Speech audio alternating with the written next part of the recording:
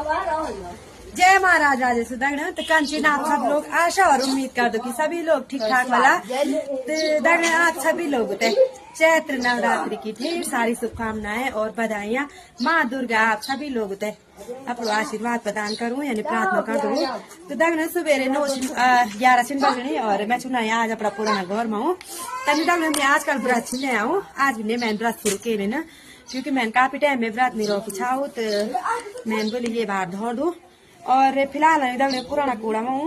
हम माल्टा डाला सारा तो माल्टा निकाल्नु छु न दगड़ और चाहता डाप जाने को सिकाना मैं बुझारू ब्योर पड़ाला तक कान में ब्योर पड़ाला तक बुरसा साबा दला क्या कान में आता बुरसा सोनिया गेल माने छे ना नि माना अभी नहीं मान हां ने मान मोनो फूले गेल मोनो फूले वाद के बेटा अभी के ले